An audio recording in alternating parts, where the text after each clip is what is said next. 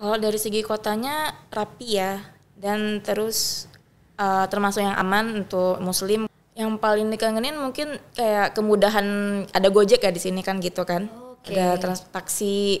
Di sana juga ada taksi tapi mahal gitu. Kalau semuanya itu yang pasti bahasa Jerman gitu. Kayak Gak ada keterangan bahasa Inggrisnya kecil gitu Kak? enggak, walaupun summer tapi enggak sepanas di sini gitu. Gara-gara mahasiswa Kadang-kadang- atau anak siapa gitu? Enggak. Bagasi bincang-bincang transportasi. Assalamualaikum warahmatullahi wabarakatuh. Halo rekan Moda, terima kasih udah sampai di video ini. Karena kalau kamu udah sampai di video ini, dilihat di judul yang ada di atas, itu artinya kamu udah sampai ke video episode kedua dari Bagasi Bincang-bincang Transportasi. Dan kali ini seperti biasa, ada saya lagi di Bagasi karena emang selalu saya yang akan membawakan video ini. Dan kita bakal membahas banyak hal di Bagasi kali ini. Kalau kita flashback lagi ya, dengan episode sebelumnya kita udah jalan-jalan ke Turki, udah jalan-jalan ke Cina, udah ke Kapadokia, banyak lah pokoknya. Dan kali ini saya mau ngajak rekan Moda untuk jalan-jalan lebih jauh lagi ke daerah Eropa. Dengan menghadirkan bintang tamu kita kali ini, ada siapa, boleh diperkenalkan dulu? Halo semuanya, nama saya Siti Zarina Farana, bisa dipanggil Zarina. Saya baru aja lulus program S2 di Jerman, tepatnya di HFWU Nurtingen Geislingen, jurusan Sustainable Mobilities. Sustainable Mobilities, berarti kita panggil Kak Zarina kali ya? Iya, bisa. Dan hari ini kenapa Kak Zarina hadir? Kenapa Kak? Kalau boleh tahu datang ke sini ngapain tuh? Karena diundang Mirna. Wah, diundang Mirna, jatuhnya podcast bersama Mirna ya. Padahal diundang oleh di Sub Aceh sebenarnya. Tapi ya kalau ngomongin tentang Kak Zarina, saya udah stalking duluan. Instagramnya ternyata private teman-teman. Jadi saya nggak bisa mendapatkan informasi gitu loh. Karena sekarang sosial media segalanya ya. Jadi sebenarnya kalau kita lihat beberapa poin terus juga highlight yang udah dikasih tahu Kak Zarina tadi, kalau beliau ini adalah lulusan S2 di Jerman dengan jurusan Sustainable Mobility. Benar ya? Benar. Tapi sebelum kita jauh membahas tentang Sustainable Mobility, terus juga hal-hal yang ada di sana, kita nanya dulu nih, kenapa harus Jerman? Kayaknya ada tuh, Malaysia juga ada gitu kan. Kalau ngomongin tentang Eropa juga masih ada Belanda, terus yang mana ya negara-negara lain. Kenapa akhirnya memilih Jerman, Kak? Kebetulan backgroundnya S1-nya arsitektur. Jadi rencana awal mau lanjut arsitek juga di Jerman kan. Karena Jerman tuh kan terkenal dengan engineeringnya dan arsitekturnya. Oke. Terus kebetulan juga dapat kepercayaan untuk dapat beasiswa dari DAAD Aceh. Jadi pas proses pemilihan beralih ke Sustainable Mobilities. Oh gitu. Jadi awalnya arsitektur, terus ya beloknya nggak jauh-jauh lah Iya. ya. Sustainable Mobilities. Tapi kalau kita bicara Sustainable Mobilities, sebelum itu kan agak jauh tuh untuk orang-orang yang mungkin sekitaran Unsiah yang satu kampus selama S1 mungkin tahu dengan arsitektur. Tapi Sustainable Mobilities nih kayaknya agak-agak wangi baru gitu ya. Ini sebenarnya jurusan apa sih Kak, yang dipelajarin apa, terus ya yang dibahas itu apa selama perkuliahan? Jadi dia itu kayak tata kota, tapi lebih ke fokus ke mobilitasnya atau transportasinya. Tapi dari sudut pandang bukan sebagai engineer atau teknikalnya, tapi di sudut pandang social science-nya gitu. Social science, Ya, berarti kayak kebijakan. oh gitu. Jauh-jauh ke sana belajar kebijakan Iya. gitu ya. Tapi kalau ngomongin tentang sustainable mobilities, berarti ini mirip-mirip dengan tata kota. Mana tahu rekan Moda kita ada yang nggak tahu kan. Sebenarnya saya sih yang belum tahu tentang ini. Jadi tentang tata kota tapi lebih fokus ke transportasi gitu ya. Dan selama belajar di sana, apakah kita harus selalu naik transportasi? Bagaimana sih sebenarnya? Kebetulan di sana memang juga bagus kan sistem transportasi publiknya. Oke. Jadi kemana-mana juga naik kereta atau naik tram atau naik bus gitu. Jadi dan nggak ada mobil juga. Jadi ya kemana-mana naik transportasi publik. Anak rantau ya, jadi kita maklum gak ada mobil. Kalau di sini anak rantau masih ada motor, di sana jangankan motor karena jarang kan. Iya, motor jarang. Nah itu dia, jadi 1-2 lah kalau kita lihat orang yang naik motor kalau di Jerman gitu kan. Tapi kalau ngomongin tentang jurusan yang satu ini, apakah sebenarnya ada kepikiran untuk milih jurusan lain deh? Tiba-tiba nyangkut aja sama Sustainable Mobilities. Kebetulan waktu itu alhamdulillah dapat 3 kampus, 2-nya di arsitektur yang kayak awal rencana awal kan, tapi fokus ke sejarah arsitektur. Tapi pas proses itu merasa kayaknya kurang mampu di sejarah karena takut nggak sanggup baca kan. Jadi kepikiran untuk ambil sustainable mobilities karena juga prospeknya kayaknya bagus untuk kedepannya gitu. Prospeknya bagus. Ini baru anak milenial ngelihatnya ke depan gitu ya. Kalau lihat masa lalu kayaknya agak-agak suram memang. Tapi kalau ngomongin tentang prospek kan biasanya orang belajar nyanyi itu jadi penyanyi Kak. Orang belajar masak jadi chef. Nah kalau belajar sustainable mobilities bakal jadi apa? Waktu itu kepikiran mau gabung ke NGO swasta gitu kan, karena mau bikin di daerah perencanaan tata kota. Tapi kepikiran juga untuk gabung di pemerintahan. Tapi untuk jangka panjangnya bisa jadi pengajar, untuk jadi dosen atau jadi di kayak tadi NGO untuk buka-buka gitu. Oke, kalau di Aceh sendiri gimana sih sustainable mobilities ini sebenarnya ada dengan istilah lain atau sebenarnya emang kita aja yang belum ada gitu loh? Sebenarnya ada karena kayak transportasi berkelanjutan kan gitu bilangnya. Kayak untuk bus listrik kayaknya Transkutar aja sekarang udah mau ada bus listrik kan. Betul, Ya. dapat aja bocorannya ya. Terus apa lagi Kak? Karena kebetulan kemarin wawancaranya Pak Hanung waktu tesis gitu. Oke, memang Banda Aceh ini cuma 9 kecamatan ya di sini-sini aja. Terus kalau di sini mungkin gambaran sustainable mobilities itu seharusnya seperti apa Kak? Seharusnya kayak sekarang kan banyak kali kayak mobil pribadi, motor pribadi. Dan lihat kan Banda Aceh udah makin macet gitu. Jadi sebenarnya kayak transportasi publiknya tuh harus lebih ditingkatkan. Kayak penggunaan Transkutar aja itu kan udah bagus gitu. Tapi minat warganya mungkin masih kurang gitu kan. Betul. Jadi mungkin bisa dilihat apa itu dari infrastrukturnya atau mungkin dari segi sosialnya apa. Banyak lah itu bisa dilihat di sudut pandang mana. Ya segi-segi lain lah ya aspeknya. Jadi nggak cuma fasilitasnya aja yang bagus, tapi kalau nggak ada keinginan, masyarakatnya tetap pengen ya nyantai, terus bisa berkendara tanpa ya bisa dibilang tanpa rame-rame lah ya. Tapi kalau sekarang kalau di sini setelah balik di Jerman, kalau boleh tahu di Jerman berapa lama kemarin? 2 tahun lebih. 2 tahun lebih. Berarti sempat Ramadan juga di sana? Sempat 2 kali. Sempat 2 kali. Oke, ini kan kita syutingnya memang lagi Ramadan ya. Jadi kalau agak-agak kelihatan haus, lemes, harus dimaklumi gitu loh. Tapi rekan Moda kalau kita ngebahas tentang Ramadan di sana, sejauh ini dari 2 tahun ataupun 2 kali pernah Ramadan di sana, apa sih Kak yang beda Ramadan di sini? Terus tiba-tiba harus merantau ke negara orang, Ramadan juga di sana. Yang jelas beda kalau waktu berbuka kita ada ngabuburit ya. Kan banyak yang jualan gitu. Oh iya betul. Kalau di sana ya pasti suasananya sama aja kayak hari-hari biasa karena kan kita minoritas di sana. Jadi ya nggak ada jual-jualan kayak untuk berbuka itu nggak ada. Oke, yang jual risol nggak ada berarti nggak ya? ada, buat sendiri. Kurang ya. Jadi di sana masak terus. Iya masak. Makanannya juga dibikin sendiri gitu ya. Tapi kalau misalnya sahur, ada nggak suka yang main Nggak ada. beduk gitu? Atau ada masjid yang suka azan, suka salawat? Kalau masjid dekat rumah saya ada tuh. Kadang-kadang kalau udah lama emosi bapaknya ya. Kalau di sana gimana? Kebetulan masjidnya jauh dari rumah jadi nggak kedengaran juga kan. Dan kayak nggak ada kayak buduk-buduk gitu nggak ada, sirena gitu nggak ada juga. Oh, Jadi, petasan hari disco biasa. juga nggak ada. Nggak ya? ada. Oh ya kurang ya. Tapi kalau taraweh, biasanya ini momen yang paling ditunggu-tunggu karena cuma ada di bulan Ramadan gitu kan. Kalau puasa mungkin ada puasa sunnah di hari yang lain. Tapi kalau taraweh di sana gimana Kak? Selama 2 tahun apa udah ya sama aja kayak yang ada di sini atau ada perbedaan juga? Kebetulan 2 tahun di sana kan perginya 2019 sampai 2021. Oke. Jadi 2020 dan 2021 itu kan masa Covid. Betul. Jadi masjidnya tuh ditutup, nggak boleh ada yang sholat di kota saya setidaknya gitu. Oke.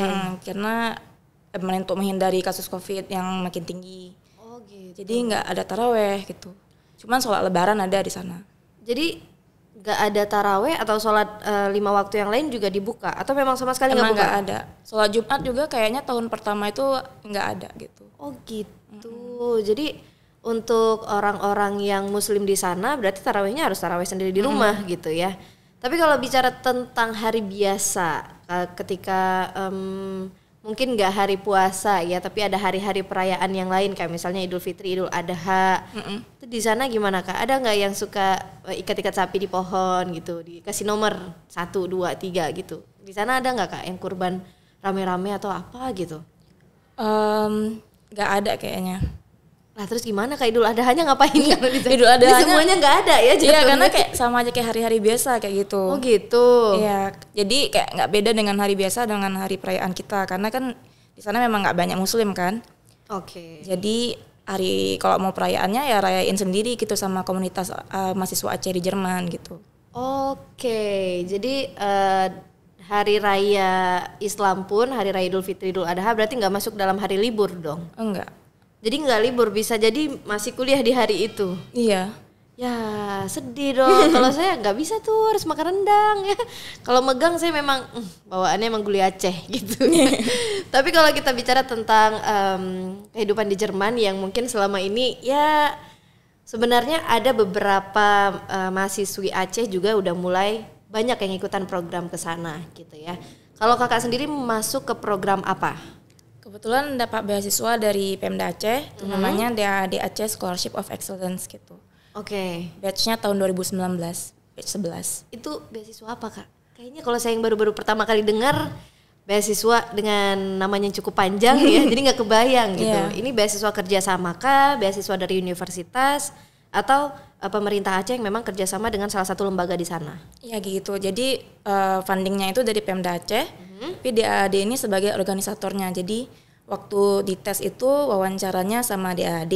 Oke. Dan di Jermannya juga dijaga dengan DAAD lah istilahnya. Kayak pengiriman duit bulanan itu dilakukan DAAD via bank Jerman kita gitu. Kalau ada permasalahan juga ke DAAD gitu. Oh gitu.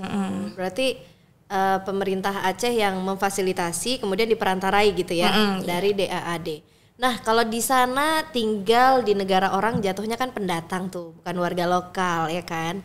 Ada nggak fasilitas-fasilitas yang beda? Misalnya ini tuh fasilitas gratis tapi khusus warga Jerman gitu ya. Dari Aceh ya nggak bisa gitu. Atau mungkin ada fasilitas-fasilitas misalnya mahasiswa tuh bisa dapetin A, B, C, dan D gitu. Ini sejauh ini gimana Kak fasilitas umumnya? Kayaknya kalau antara orang luar dengan orang Jermannya nggak ada ya setahu saya. Oke. Tapi kalau mahasiswa dengan orang umum mungkin ada, karena mahasiswa lebih banyak promo diskon gitu. Oh gitu. Kalau masuk museum itu ada harga mahasiswa. Kalau masuk festival ada harga mahasiswa gitu.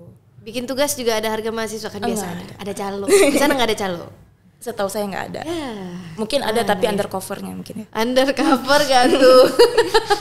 Tapi kalau kita bicara tentang fasilitas umum, terutama fasilitas umum yang berbasis transportasi, sejauh ini kan kalau kakak kan jauh tuh dari kota besar ataupun jauh dari ibu kota, benar gak sih? Iya. Sekitar 45 menit ya. Nah ini aksesnya ketika kita mau pindah atau ada yang pengen jalan-jalan ke Jerman, mau pindah dari satu kota ke kota yang lain, sebenarnya termasuk ribet gak sih untuk urusan transportasi di sana? Kebetulan kalau misalnya transportasi di Jerman itu kemana-mana bisa tercapai dengan kereta. Oke. Kalau di dalam kotanya bisa pakai bus atau tram gitu. Tuh di kota saya cuma ada bus. Oh nggak ada tram berarti? Nggak ada, karena kotanya tuh nanjak-nanjak dan kota kecil gitu kan. Oke. Jadi kalau di kota besar ada tram, ada bus, lebih banyak pilihannya. Oh gitu. Jadi sebenarnya bisa diakses semuanya dengan jalur darat. Iya, bisa. Oke. Tapi kalau kita bicara tentang transportasi, tadi kan udah dibilangin kalau masuk museum itu mahasiswa dapat harga korting gitu ya, harga mahasiswa. Kalau transportasi, apakah mahasiswa juga dapat harga yang lebih di bawah red card atau agak kurang gitu, atau gimana sih sebenarnya? Jadi tiap semester kita bayar namanya semester contribution, selain dengan SPP gitu kan. Jadi semester contribution inilah yang dipakai untuk subsidi transportasi mahasiswa dan asrama gitu. Oke. Jadi kartu mahasiswa itu bisa dipakai untuk transportasi publiknya gitu. Apapun itu? Tapi untuk yang di dalam kota, di dalam state. Oh gitu. Berarti bisa menggunakan satu kartu untuk semua transportasi yang memang sesuai dengan ketentuannya gitu ya. Gitu. Ada yang beda-beda. Terus katanya ada yang bisa ke Belanda pakai kartu itu, atau gimana sih, kenapa beda-beda Kak akhirnya? Kalau memang provinsinya itu berbatasan dengan Belanda, bisa jadi bisa masuk ke Belanda, tapi mungkin setahu saya perbatasannya. Oh, Kebetulan jadi saya nggak nggak bisa dekat Belanda, jadi nggak tahu kali gitu. Jadi nggak pernah pergi juga ya? Enggak. Terus kalau akhir pekan atau mungkin lagi ada summer break atau apa gitu, biasa kemana? Atau ngapain kayak jalan-jalannya? Kalau di sini kan ya kita bisa apa selain makan bakso bakar kan, atau mungkin jalan-jalan lah yang sekitar sini. Kalau di sana liburannya ngapain atau kemana? Kalau yang tahun 2020 itu kebetulan jalan-jalan sama teman-teman gitu kan. Kemana Kak? Ke Austria, ke Slovakia, sama ke Praha. Wow, banyak sekali ya. Tapi cuman kayak 2 hari gitu. Ya 2 hari kan, tapi pindah negara Iya, kan sih 2 hari di sini aja seminggu ternyata saya nggak kemana-mana ya. Tapi ketika berpindah dari satu negara ke negara yang lain itu aksesnya gimana? Apakah tetap masih bisa dijangkau dengan transportasi darat dengan syarat paspor dan yang lain-lain atau gimana seharusnya? Ya bisa pakai transportasi darat. Itu semua kebetulan bisa pakai kereta. Tapi kami kemarin tuh kayaknya seingat saya mix, ada pakai kereta, ada pakai bus gitu. Saya malah mixnya tuh kebayang, oh berarti ada penerbangan nih. Enggak. Ternyata enggak. Karena waktu yang COVID itu penerbangan masih belum stabil gitu. Oke. Kadang-kadang cancel atau nggak ada sama sekali. Jadi perbedaan ketika kita mau pindah kota masih di satu negara yang sama pindah negara, itu ada kelengkapan berkas atau apa sebenarnya yang harus dilengkapi juga? Kalau naik kereta, kadang-kadang diminta paspor gitu kan. Oke, kadang-kadang. Tapi nggak selalu gitu. Kenapa tuh Kak? Kayaknya tergantung, mungkin dia lihat kita nampak seperti orang yang udah sering di Eropa, jadi dia yakin kita udah punya visa. Oh gitu. Kalau naik bus memang selalu diminta paspor gitu. Oh gitu. Berarti pendataannya ataupun berkasnya yang beda gitu ya. Tarifnya pasti beda dong. Iya, tapi tergantung diskon yang dapat juga dan kapan beli tiketnya gitu. Ada diskon juga gara-gara mahasiswa Kadang-kadang, atau anak siapa gitu? Enggak. Jadi ada diskonnya dari mana tuh? Dari si yang punya trennya ini. Kadang-kadang mungkin kayak waktu tahun lalu itu ada diskon untuk mahasiswa. Jadi gratis kereta 1 Jerman gitu. Wow, Tapi di provinsinya aja, bukan kereta cepat yang antar provinsi. Oh gitu. Berarti ya perusahaan swasta ataupun lembaga yang mengelola si train itu tadi gitu ya. Berarti kalau di waktu luang sering jalan-jalan kayak tadi pindah-pindah ke beberapa negara gitu. Selain itu kalau misalnya di Jerman aja biasanya kalau lagi waktu luang kerjaan udah selesai terus juga tugas sudah aman, biasa ngapain Kak? Selain tidur ya, karena kalau tidur kayaknya saya juga ada tugas nggak ada tugas tidur gitu. Tapi kalau Kakak biasa ngapain kalau di sana? Tergantung musim. Kalau musim dingin mager gitu. Jadi Ada di rumah musim aja ya? gitu kan. Tapi kalau musim semi itu sering jalan-jalan di sekitar kota. Oke. Sambil belanja gitu kan. Atau ngumpul sama teman-teman yang di sana gitu. Oke, tapi kalau misalnya masih di dalam kota, karena kan Jerman itu bukan negara yang menggunakan bahasa Inggris, bener ya? Jadi apakah fasilitas di sana itu menggunakan bahasa Jerman dan memaksa kita harus bisa bahasa Jerman, atau gimana untuk akses informasinya? Kalau kita sebagai pendatang nih yang memang nggak tahu bahasa Jerman atau ya memang bukan asli situ gitu. Iya. Kalau semuanya itu yang pasti bahasa Jerman gitu. Kayak Gak ada keterangan bahasa Inggrisnya kecil gitu Kak? enggak. Ya agak-agak Kayak ya. 98% enggak ada gitu. Mungkin 2% di kayak kota-kota gede yang kota-kota wisata mungkin ada gitu kan. Tapi kalau kota-kota yang biasa aja kayaknya enggak ada bahasa Inggrisnya. Jadi Google Translate. Oh gitu, jadi Kalau nggak ada kemudahan untuk kita, nggak ada ampun ya istilahnya untuk Iya. kita yang memang nggak bisa berbahasa Jerman. Oke, jadi kalau misalnya untuk akses informasi kayak fasilitas umum dari train ini atau dari stasiun ini ke stasiun ini itu tuh kita harus tahu, mau nggak mau harus bisa bahasa Jerman atau harus paham dengan apa yang ditulis di situ gitu. Iya. Oke.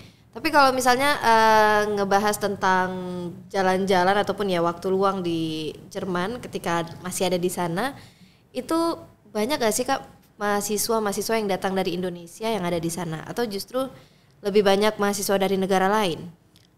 Indonesia lumayan banyak karena waktu saya les di Jakarta untuk bahasa Jerman itu rata-rata memang mau untuk kuliah S1 di sana gitu. Oke. Kalau yang S2 juga banyak, tapi karena S2 banyaknya pakai bahasa Inggris kalau internasional, jadi kurang banyak yang les bahasa Jerman juga gitu. Oh gitu. Tapi lumayan banyak sih kalau mahasiswa Indonesia.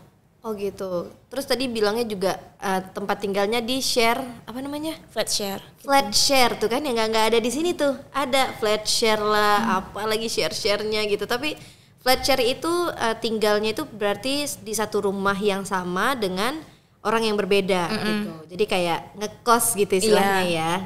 sewa rumah gitu loh. Jadi satu lantai gitu, jadi ada 3 kamar gitu misalnya. oh gitu.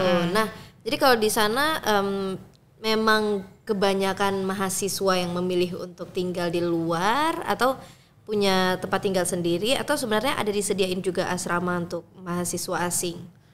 Asrama ada, tapi nggak khusus untuk mahasiswa asing. Memang ada asrama di tiap-tiap kota tuh yang untuk mahasiswanya gitu. Oke. Jadi mau mahasiswa Jerman, mau mahasiswa luar negeri, semuanya bisa tinggal di situ. Oh gitu. Kalau flat share, memang ada mahasiswa-mahasiswa yang milih ambil flat share. Kenapa Kak? Kakak sendiri apa alasannya? Kalau saya kebetulan waktu itu pas awal masuk, jadi asramanya itu kurang jelas karena informasinya. Jadi saya nggak mau berisiko nunggu terus nanti nggak dapat kamar kan. Jadi langsung kebetulan dapat informasi dari kampus kalau ada yang sewain kamarnya Oh gitu. untuk selama 6 bulan. Jadi saya ambil itu aja gitu. Dan itu biayanya pribadi dari penyewa dari kita atau termasuk juga dalam program beasiswanya? Di uang bulanan yang dikirim tiap bulan itu kita sisihkan untuk bayar sewa gitu. Oke, berarti sebenarnya difasilitasi cuman nggak secara langsung gitu ya. Iya. Kita dikasih uang saku ya kelola sendiri gitu. Berarti kalau kita tinggal di asrama nggak bayar atau justru bayar dengan iuran yang rendah? Bayar dan rendah gitu. Karena Lebih murah? Lebih murah. Oke, jadi kalau saya lihat-lihat nih beberapa memang banyak yang lebih milih tinggal di apartemen ataupun flat share gitu ya. Karena ya privasinya lebih enak aja gitu. Tapi kalau sejauh ini yang mungkin kakak dan teman-teman udah rasain gitu kan tinggal di Jerman, apa sih yang akhirnya bisa ngerasa kalau nggak salah pilih nih, akhirnya milih Jerman dibandingkan negara-negara yang lain gitu? Kalau dari segi kotanya rapi ya, dan terus termasuk yang aman untuk Muslim karena lumayan banyak orang dari Turki, dari Arab, dari Kurdi gitu. Oke. Jadi termasuk yang aman untuk Muslim juga, dan rapi, suasana juga enak dan tenang gitu.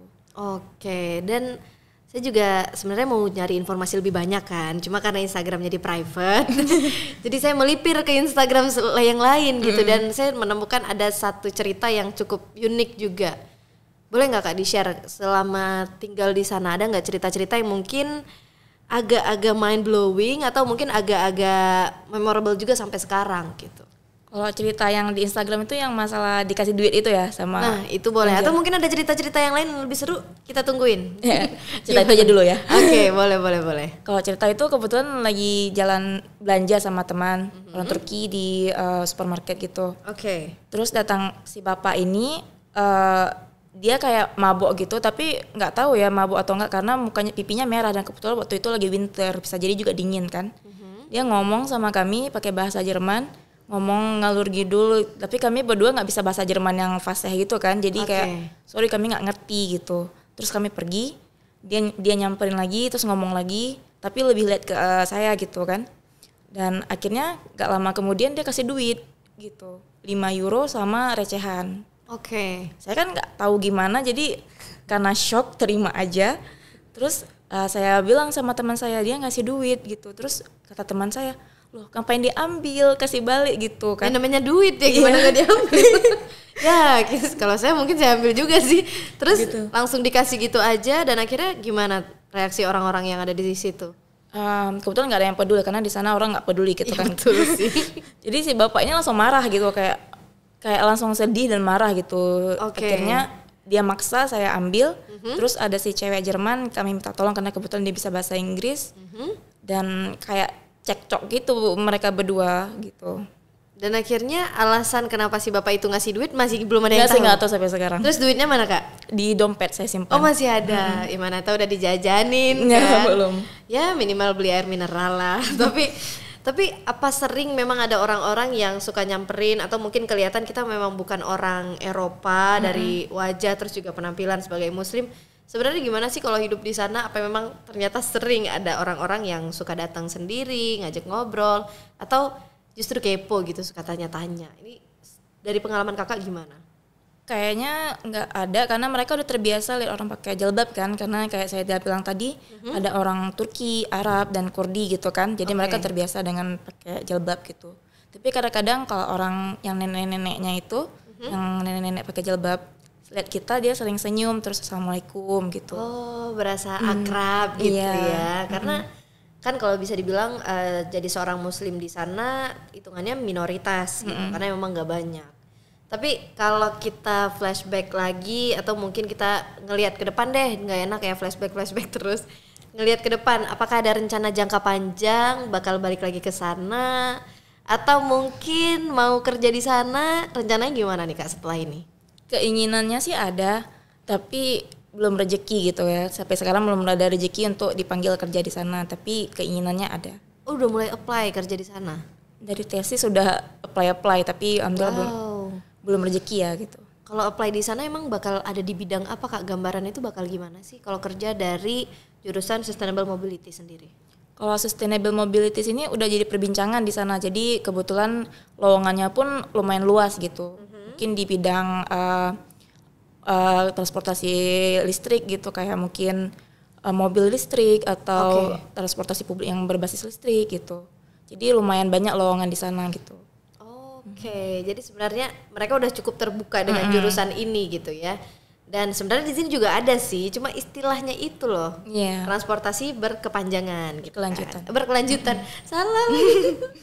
Maafin ya rekan Moda. Ya namanya juga sama-sama belajar. Pada belajar juga kan. Jadi mending kita dengerin podcast setiap kali episode Bagasi itu pasti bakal ada yang baru gitu loh. Dan pasti bakal ada fakta-fakta yang selama ini nggak gampang kita dapetin. Ya contohnya aja tiba-tiba dikasih duit, kan nggak semua orang bisa punya kisah yang sama gitu kan. Kalau sejauh ini Kak, udah 2 tahun lebih tinggal di sana, terus ngerasain langsung balik ke Indonesia. Selama awal-awal nyampe itu ada nggak sih culture shock, kayak misalnya, loh kok kayak gini, terus loh bukannya kalau di Google ini ya gitu. Nah kalau Kakak sendiri gimana dari pengalamannya? Yang pertama waktu belanja ya. Jadi kalau di sana kasirnya nggak bayar. Oh bayar. Mana tahu harga mahasiswa bisa ambil aja gitu. Nggak boleh ya? Nggak boleh kalau belanja. Kalau belanja di sana kenapa tuh Kak? Kalau belanja di sana kasirnya itu kan kita harus taruh barang sendiri ke dalam paper bag kita kan. Jadi di sana tuh kasirnya tuh serba cepat. Jadi kayak tet gitu. Dan kadang-kadang kita belum selesai masukin udah siap, dia udah selesai gitu. Dan orang kan ngantri di belakang, jadi diliatin kayak merasa harus diburu-buruin gitu. Oh gitu. Jadi satset gitu ya. Kalau di sini kita bisa sambil balas WhatsApp gitu kan, atau mungkin ya santai lah. Karena kadang-kadang barcode-nya itu nggak kena, agak kurang gitu ya. Atau kalau makanannya dingin harus dihapus-hapus dulu sama kakaknya gitu. Kalau di sana serba cepat. Serba cepat gitu. Nah kalau urusan self service di sana gimana Kak? Apa udah banyak sebenarnya resto atau mungkin ya kayak kasir kan ada juga beberapa yang self service. Kalau dari Kakak sendiri pengalamannya 2,5 tahun, banyak nggak sih sebenarnya layanan self service yang ada di sana? Lumayan banyak kalau yang di resto kayak tadi ya, kayak bersihin setelah makan gitu. Kayaknya hampir di semua resto kayak gitu, yang fast food ataupun yang nggak fast food gitu. Oh gitu. Jadi adalah perbedaan-perbedaannya ya. Kalau di sana, ketika ada di sana 2 tahun itu bukan waktu yang cepat loh. Lumayan ya 2 kali Ramadan, karena kalau 3 kali puasa, 3 kali Ramadan itu 3 kali Lebaran agak Bang Toib gitu kan. Jadi kalau di sana 2 tahun ada nggak yang dikangenin kayak aduh kenapa ya waktu di sini nggak makan banyak ke mama misalnya. Kalau di sana apa Kak? Yang paling dikangenin mungkin kayak kemudahan, ada Gojek ya di sini kan gitu kan. Ada taksi. Di sana juga ada taksi tapi mahal gitu. Jadi ojek online di sana gimana? Uber ada tapi nggak di semua kota ada, dan dikit yang pakai gitu. Jadi terasa kali waktu itu saya baru kayak dari rumah sakit gitu dan harus jalan kaki gitu ke halte si tramnya ini gitu. Jadi di situ ada halte di depan itu nggak ada ya? Karena memang tetap harus jalan kan, karena haltenya itu kan di pinggir jalan gitu. Nah setelah 2 tahun sekian ya ataupun 2 tahun lebih ya bisa dibilang mengadu nasib di negara orang, balik ke sini ada nggak yang berubah? Apakah di sini jadi sering naik Transkutaraja? Karena kan kalau kita lihat fasilitasnya sebenarnya Transkutaraja juga udah banyak, fasilitas disabilitasnya juga udah ada, terus juga udah dipenuhi dengan ya banyak jenis halte sebenarnya. Sejauh ini gimana Kak? Ada nggak perubahan ketika udah sering jalan kaki di sana, tiba-tiba sampai sini berubah gitu loh? Mungkin di sini kan beda iklimnya dengan di sana kan. Betul. Ya, jadi panas, dan di sana memang walaupun summer tapi nggak sepanas di sini gitu. Oh iya benar. Jadi di sini lebih panas dan kayak jalannya tuh kalau pedestrian ways-nya itu masih kayak agak belum bagus. Oke. Jadi kurang nyaman untuk jalan kaki gitu. Harus effortnya lebih lagi gitu ya. Karena kan kalau di sana tuh tergantung musim. Kalau winter, terus ada summer. Kalau di sini kan cuma musim duren, musim rambutan gitu kan. Jadi ya nggak tergantung ataupun nggak mengganggu cuaca gitu Rakan Moda. Tapi sebenarnya nggak jadi alasan juga sih. Jadi karena yang namanya fasilitas umum itu udah dibuat untuk masyarakat. Harusnya masyarakat juga mau menggunakan. Dan kita ini sebenarnya lagi mencoba harus lebih sering lagi menggunakan transportasi umum supaya ya polusi atau apapun itulah bisa jadi jauh lebih baik gitu. Dan terakhir, dari tadi kan kita cuma ketawa-ketawa aja nih, ya kan? Ada nggak harapannya mungkin ketika udah banyak belajar di sana, harapan yang sebenarnya jadi salah satu goals juga nih untuk kedepannya dari Kak Zarina? Kalau menyangkut transportasi, mungkin sama-sama dari warga dan pemerintahnya bisa sama-sama kerjasama gitu. Dari pemerintah sediain infrastruktur yang bagus, dari warga juga naikin minat untuk jalan kaki. Betul. Gitu. Jadi bisa berkurang kemacetan di Banda Aceh. Oke, karena sebenarnya kita adalah provinsi ujung ya, yang sejatinya tidak macet-macetan gitu. Yeah. Sekarang kenapa di jam-jam genting itu sering ada kemacetan gitu. Tapi kalau ngomongin tentang kemacetan sebenarnya ini tanggung jawab, bukan cuma tanggung jawab pemerintah, tapi masyarakat gitu. Juga harus peka gitu loh. Jangan sampai nggak peka Rakan Moda ya.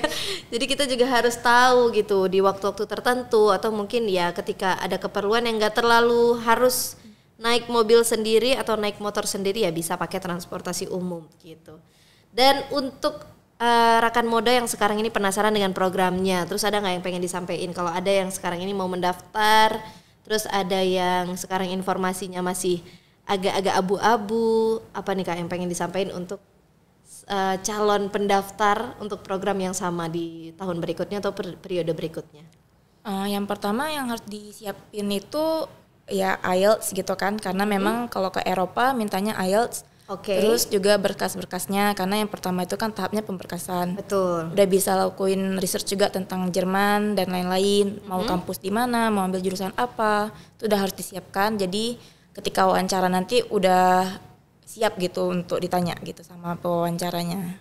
Oke, jadi pede gitu ya. Kalau ada persiapan, well prepared, jadi kalau mau menjawab pun dengan penuh kepercayaan diri gitu kan. Karena kalau malu-malu yang nanya juga agak bingung ya, nih ngomong kenapa suaranya kecil gitu loh. Tapi kalau ngomongin tentang transportasi terus juga hal-hal yang lain, mungkin ini jadi salah satu hal yang sebenarnya sering dilihat tapi jarang dibahas gitu. Makanya akhirnya kita adain podcast ini, podcast Bagasi, bincang-bincang transportasi, dan gak kerasa memang udah di akhir video dan semoga Rakan Moda menonton sampai titik ini ya dan dapetin banyak informasi dan ya minimal ada manfaatnya gitu loh kita ngobrol dari tadi. Kalau gitu terima kasih untuk Rakan Moda yang udah nonton video sampai habis. Jangan lupa di like, comment, dan subscribe video ini. Dan jangan lupa juga untuk nontonin video-video yang lain yang ada di channelnya di Sub Aceh. Wassalamualaikum warahmatullahi wabarakatuh. Dadah.